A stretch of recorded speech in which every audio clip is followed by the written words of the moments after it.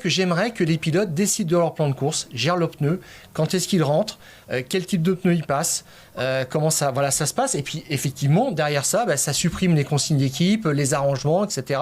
Mais du point de vue de l'équipe, du point de vue de la relation ingénieur-pilote, est-ce que ça serait faisable, je dirais, sur le long terme, et quels seraient les obstacles, je dirais, et les avantages?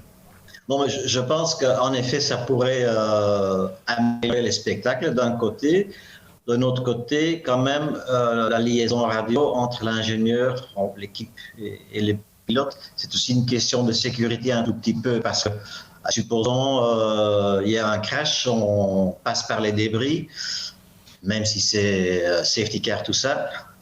Si par exemple on voit dans la télémétrie qu'il y a un pneu qui est crevé, qui est en train de se dégonfler lentement, le pilote ne le sent pas encore, mais c'est normal qu'on puisse quand même, le pilote de la crevaison, le faire rentrer pour changer le pneumatique. C'est une question de sécurité. Et pareil, si le pilote, comme on a vu encore récemment à Bakou, il sort un peu large d'un virage, il touche l'arrêt de sécurité, il se pose la question, il dit à la radio, est-ce que j'ai une suspension abîmée, est-ce que j'ai un pneu abîmé? Pour ces questions de sécurité-là, la radio, c'est quand même, je dirais, quasiment indispensable. Bon, je sais que dans le passé, il n'y en avait pas et ça marchait aussi. Mais la question de la sécurité est très importante, je suis complètement d'accord.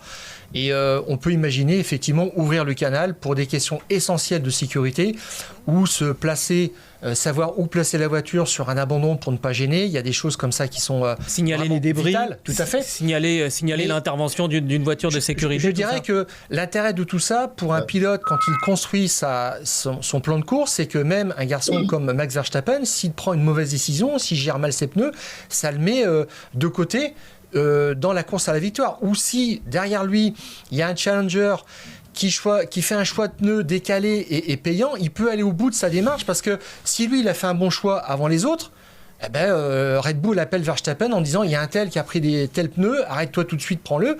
Et puis l'affaire est réglée. Là où le challenger qui est 4e ou 5e aurait pu faire un joli coup et même remporter la course, eh bien on annule cet avantage. Moi c'est ce que je trouve un petit peu dommage.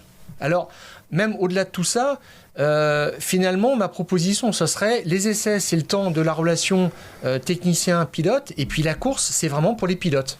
Ce serait une belle chose, en effet. Mais bon, on va en effet interdire aux écuries d'appeler les pilotes pour faire un changement de pneumatique, ça c'est clair. Alors c'est à lui de décider de tout ça. Mais bon, il faut quand même bien contrôler parce que supposons qu'on peut quand même avoir une connexion avec les pilotes pour des raisons de sécurité. Au moment du pit stop, que l'équipe veut changer de pneumatique et pour dire au pilote, on pense que tu as une crevaison. Voilà. Eh oui, et c'est des malins. Je cite quand même donc, alors, c'est de nouveau à la FIA d'aller contrôler s'il y avait une crevaison oui ou non. Enfin, ça complique les choses. C'est pas évident quand même. Ouais. Je retiens l'une des phrases, en fait, même pas plus tard qu'à Miami, parce que des fois, c'est un petit peu excessif aussi.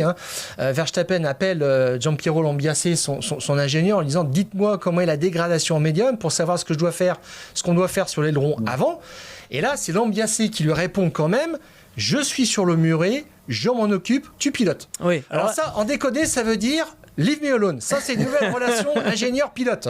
Ouais, c'était étonnant d'ailleurs comme échange. En fait, l'idée, Jackie, c'est d'essayer de redonner un petit peu plus de clés. Alors, je comprends que vous, ça vous laisse un petit peu sur votre faim parce que vous êtes ingénieur, mais c'est de redonner aussi une partie des clés du succès aux pilotes. On sait qu'il y a des pilotes qui sont capables d'être clairvoyants en roulant vite, d'avoir une vision stratégique de la course. Là, on a parfois le sentiment que c'est un petit peu un match à Roland-Garros avec l'entraîneur du tennisman qui est sur le terrain à côté de lui et qui lui dit mets la balle à gauche, mets la balle à droite, mets la balle au centre, tire plus fort, fais un lob.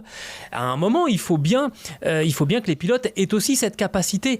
On a eu dans les années 80, 90, à un moment où la radio n'était pas encore aussi omniprésente, des pilotes qui s'illustraient justement par leur capacité à aller chercher la bonne stratégie, à s'adapter eux-mêmes, alors que là, c'est vraiment quelque chose qu'on leur a totalement enlevé. L'aspect stratégique est devenu totalement inutile pour un pilote aujourd'hui.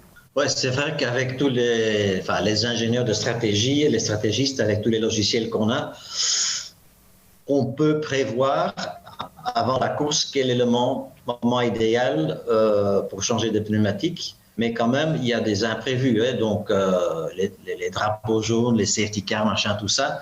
Mais bon, ça c'est clair pour le pilote lui-même. Je pense que sous safety car, quand les pneus sont quasiment au bout, il rentre pour changer de pneumatique.